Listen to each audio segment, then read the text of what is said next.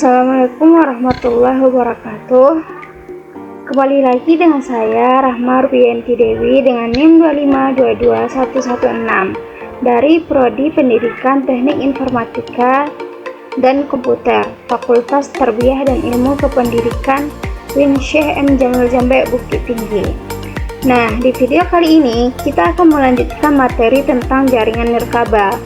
Di sini nanti saya akan menjelaskan pembahasan dari 4 subbab. Yang pertama itu ada antena, kedua jaringan satelit, ketiga jaringan seluler, dan keempat jaringan ad hoc. Nah, langsung saja kita masuk ke materi yang pertama, yaitu tentang antena. Nah, apa sih antena itu? Antena adalah alat yang digunakan untuk mengubah sinyal listrik menjadi gelombang radio, dan sebaliknya, gelombang radio itu yang membawa data dari satu perangkat ke perangkat lainnya tanpa kabel. Misalnya begini, di saat kita buka YouTube di HP, sinyal permintaan video itu dikirim ke router. Nah, nanti router yang akan memancarkan sinyal itu lewat antena ke modem atau ke internet.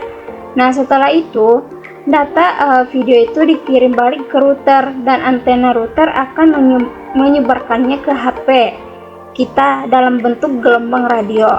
Nah, tanpa antena itu, semua proses itu nggak bisa terjadi. HP kita nggak bisa terhubung ke WiFi. Nah, contoh lainnya, yang pertama yaitu semisal ketika kita lagi belajar di kamar, tapi internetnya lemot. Padahal pas kita pindah ke ruang tamu, wifi-nya itu langsung ngebut. Ini mungkin karena sinyal dari antena router yang nggak kuat menjangkau kamar kita, apalagi kalau temboknya tebal. Nah, contoh kedua, misal di sekolah yang punya 3 lantai. Kadang wifi-nya tuh cuma kuat di lantai 1, maka sekolah biasanya itu memasang akses point tambahan dengan antena di setiap lantai supaya sinyalnya itu bisa merata. Contoh lain, semisal di kantor atau pabrik, mereka pakai antena khusus untuk luar ruangan supaya sinyalnya itu bisa menjangkau area yang luas, misalnya lapangan ataupun gudang.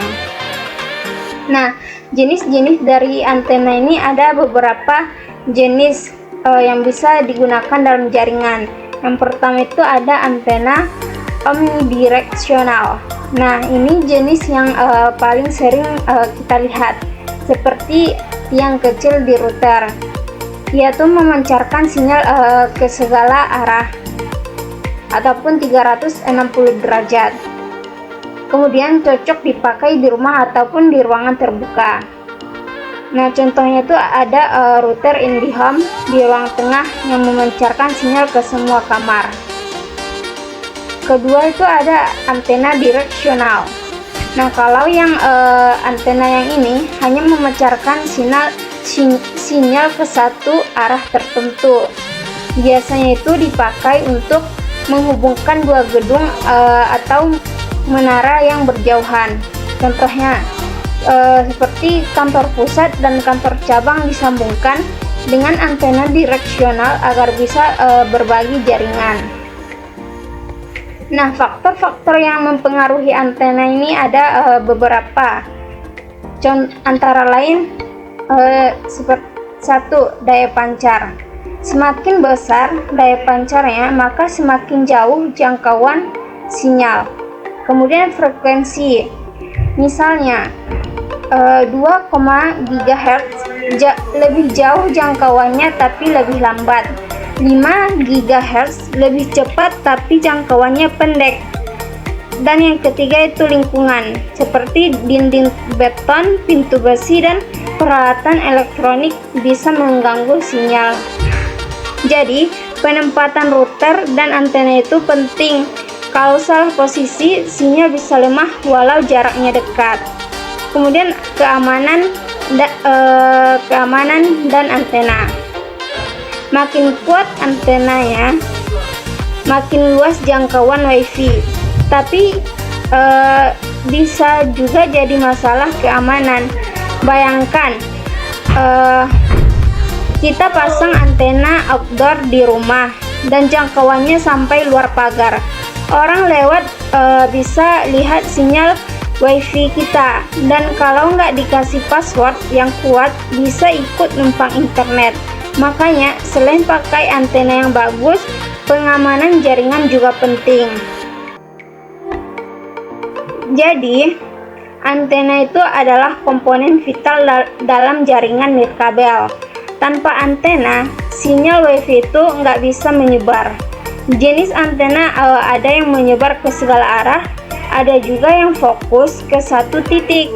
Dan penempatan dan kualitas antena itu sangat mempengaruhi kecepatan dan stabilitas koneksi.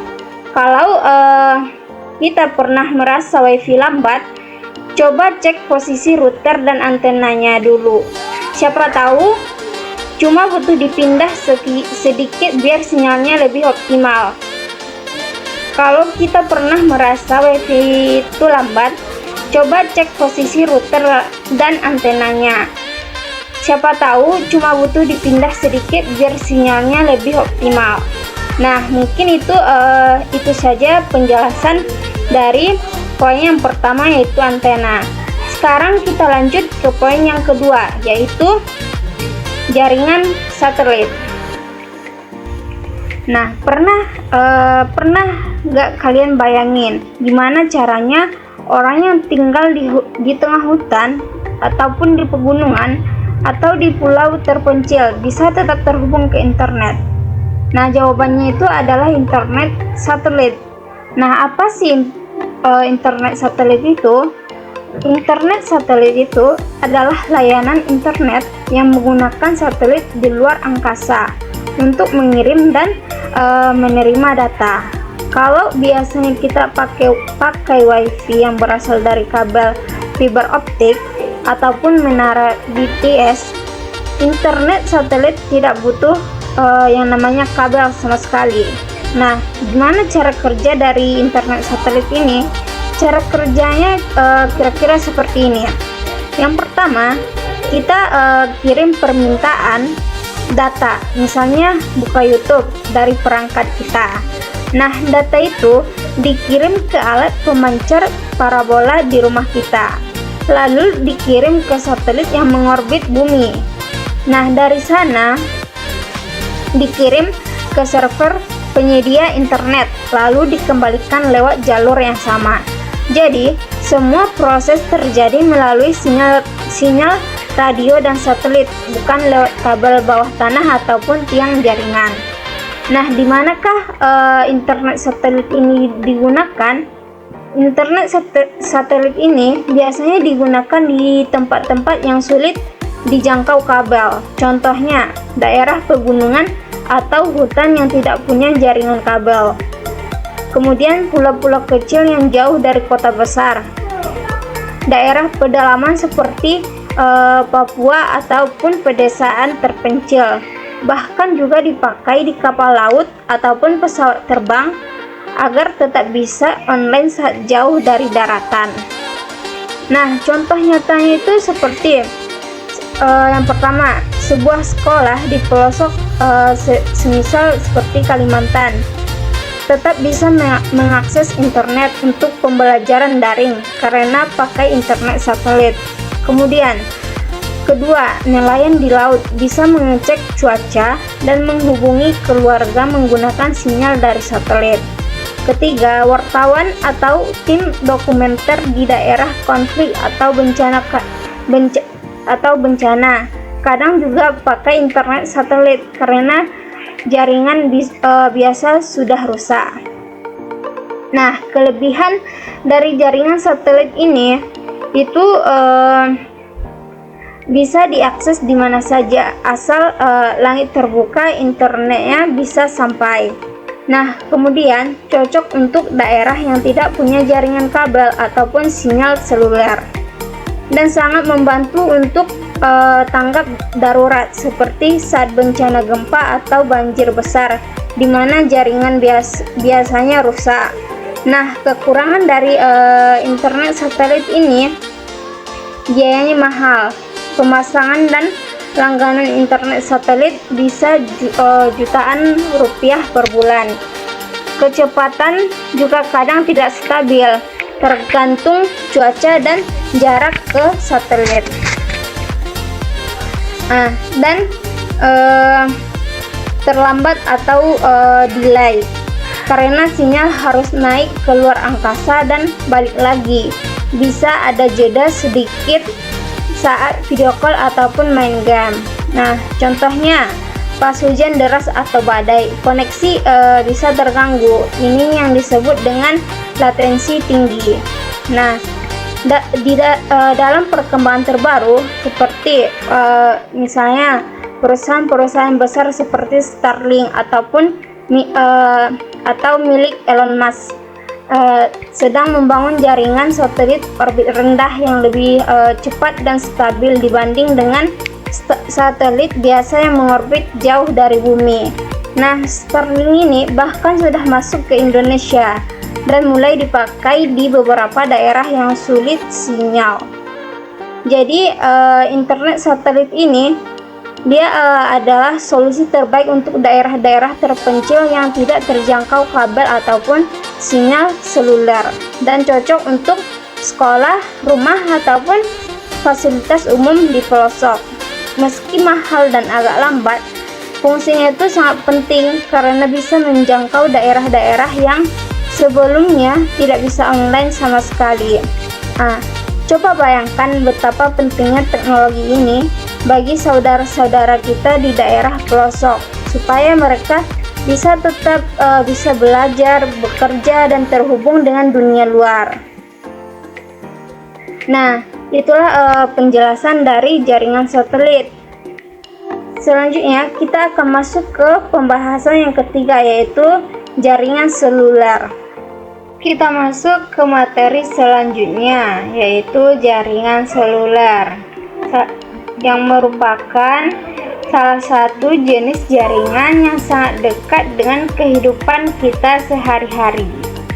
Coba pikirkan, apa hal pertama yang kita lakukan begitu bangun tidur? Buka HP, cek WA, lihat TikTok, atau Instagram. Nah, semua itu bisa kita lakukan berkat adanya jaringan seluler. Nah, apa sih jaringan seluler itu? Jaringan seluler adalah sistem komunikasi nirkabel yang memungkinkan perangkat seperti HP, tablet, dan modem USB untuk bisa terhubung ke internet atau telepon tanpa kabel. Nah, disebut seluler karena wilayah jaringannya itu dibagi dalam bentuk sel atau area-area kecil, dan masing-masing sel itu punya menara pemancar sinar sendiri yang disebut BTS atau Base Transceiver Station. Nah, ketika kita berpindah tempat, misalnya dari rumah ke sekolah, HP kita tuh otomatis pindah koneksi dari satu BTS ke BTS lainnya tanpa terputus. Nah, itulah yang bikin kita tetap bisa WhatsAppan atau nonton YouTube waktu di jalan. Nah, teknologi dalam jaringan seluler itu berkembang dari waktu ke waktu. Yang pertama itu ada 2G yang dulu cuma bisa telepon dan SMS. Kemudian 3G yang mulai bisa internetan walau masih lemot, dan setelah 3G itu ada 4G yang internetnya cepat dan bisa nonton YouTube lancar. Kemudian setelah 4G Muncullah 5G yang baru muncul, jauh lebih cepat dan stabil. Nah, contohnya tuh kalau kita lagi di kota besar dan HP-mu tuh sudah 5G, kecepatan downloadnya tuh bisa kayak WiFi. Tapi kalau kamu ke desa atau gunung, mungkin sinyalnya turun ke 3G, bahkan kadang cuma 8G ataupun jaringannya bisa hilang. Nah, kegunaan dari jaringan seluler ini bukan cuma buat main TikTok atau scroll Instagram ataupun buka medsos lainnya, tapi juga banyak manfaat lainnya seperti komunikasi. Kita bisa teleponan, video call, kemudian kirim pesan, dan akses informasi, buka Google, baca berita, belajar daring. Kemudian yang ketiga itu kegunaannya ada untuk transaksi, bayar pakai QRIS, belanja online, cek saldo. Kemudian yang keempat, navigasi. Itu kita gunakan Google Maps pas kita butuh mencari alamat. Kemudian yang terakhir itu kegunaannya untuk emergency, dimana kita bisa kirim lokasi atau telepon saat keadaan darurat. Nah, contoh nyata jaringan seluler ini dalam kehidupan kita sehari-hari. Yang pertama, kita bisa pakai HP untuk Google Meeting dari mobil. Nah, itu pakai jaringan seluler. Kemudian kita sebagai pelajar juga bisa belajar daring di rumah, walau nggak ada WiFi, tetap bisa pakai yang namanya pakai data. Kemudian ada untuk ojek online ataupun pakai Maps dan aplikasi orderan lainnya. Semua itu bisa jalan karena adanya yang namanya jaringan seluler. Nah, kelebihan dari jaringan seluler ini itu bisa kita akses di mana saja, nggak perlu yang namanya kabel. Kemudian bisa digunakan sambil bergerak, cocok buat untuk orang yang mobile, dan lebih praktis, tinggal isi pulsa atau kuota langsung jalan. Contohnya itu kita nggak perlu pasang modem ataupun router, kita cukup beli yang namanya paket internet, semisal seperti Telkomsel, Indosat, Excel, ataupun yang lain. Nah, itu sudah bisa kita untuk akses internet dari mana saja. Nah, kekurangan dari jaringan seluler ini itu yang pertama, sinyalnya nggak selalu stabil, tergantung lokasi dan cuaca. Kemudian paket datanya terbatas, beda dengan WiFi yang biasanya unlimited. Kemudian biayanya bisa mahal, terutama kalau kita sering stream ataupun download dengan ukuran yang besar. Nah, untuk soal keamanan, satu hal yang perlu diingat tapi sering kita lupakan, dimana paket data di jaringan seluler itu relatif aman. Tapi jangan sembarang klik link download atau klik link ataupun download aplikasi dari sumber gak jelas, karena tetap bisa kena virus ataupun pencurian data. Jadi jaringan seluler ini adalah jaringan tanpa kabel yang digunakan oleh HP dan modem. Kemudian bisa digunakan di mana saja selama ada sinyal, bahkan sambil jalan, dan sangat berguna untuk komunikasi, belajar, belanja, dan hiburan, dan aktivitas lainnya. Tapi perlu kuota dan tergantung lokasi, sinyalnya bisa lemah ataupun hilang. Nah, coba bayangkan jika dunia sekarang ini tanpa jaringan seluler. Pasti kita nggak bisa chatting, nggak bisa buka Google Maps, nggak bisa belajar daring, dan bisa-bisa kita kembali ke zaman surat menyurat. Nah, mungkin itu saja penjelasan dari jaringan seluler ini. Selanjutnya kita masuk ke pembahasan terakhir, yaitu jaringan ad hoc. Nah, kita masuk ke pembahasan terakhir dari video kali ini, yaitu jaringan ad hoc. Mungkin sebagian teman-teman belum sering dengar istilah jaringan ad hoc ini. Tapi jaringan ad hoc itu sebenarnya konsep yang sangat simpel dan sangat berguna, terutama dalam kondisi darurat. Nah, apa sih jaringan ad hoc itu?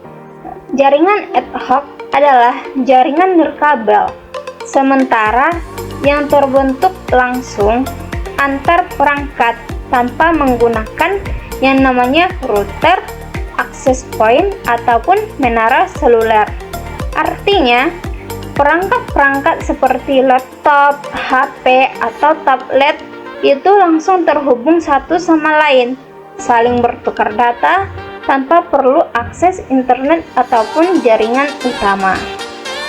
Contoh sederhananya, coba bayangin kita lagi camping bareng-bareng di gunung.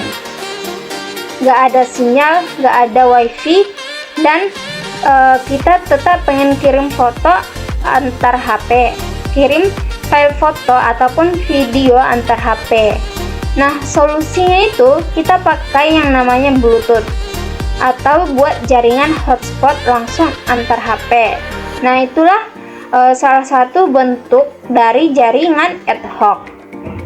Nah, contoh lainnya seperti semisal kita dan teman kita main game multiplayer pakai wifi direct, padahal nggak ada wifi, itu juga jaringan ad hoc.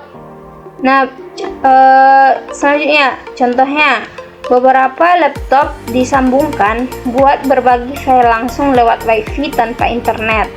Kemudian ada tentara yang sedang operasi di daerah konflik, bisa saling komunikasi lewat jaringan ad hoc dari perangkat radio digital mereka.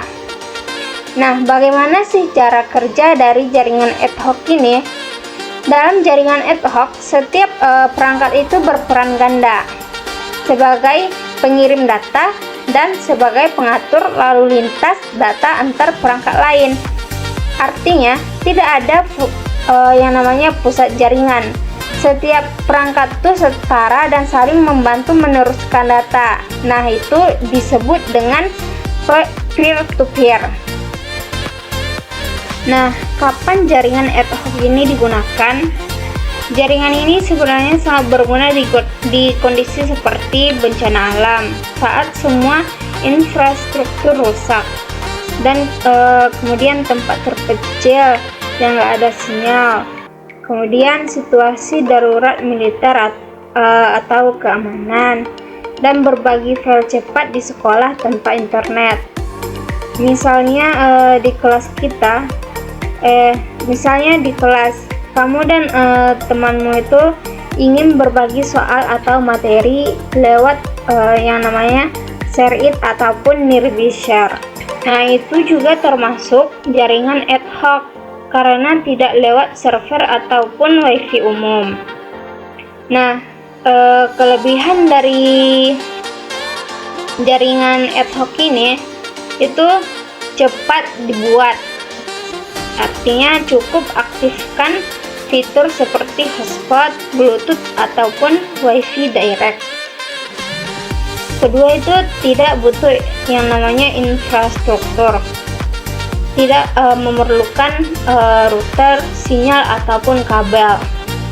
Ketiga, fleksibel, bisa dipakai dimanapun, bahkan di tempat terpencil. Keempat itu biaya rendah, nggak perlu langganan, kita nggak perlu langganan internet.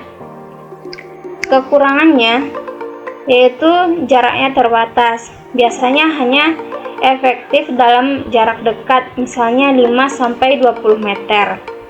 Kemudian keamanannya juga lebih rendah karena koneksi langsung. Risiko pencuriannya tuh risiko pencurian data tuh lebih tinggi jika tidak hati-hati. Ketiga, tidak cocok untuk skala besar. Kalau terlalu banyak perangkat, jaringannya bisa kacau. Contohnya seperti semisal kita pakai hotspot ad hoc di kelas, tapi terlalu banyak yang connect.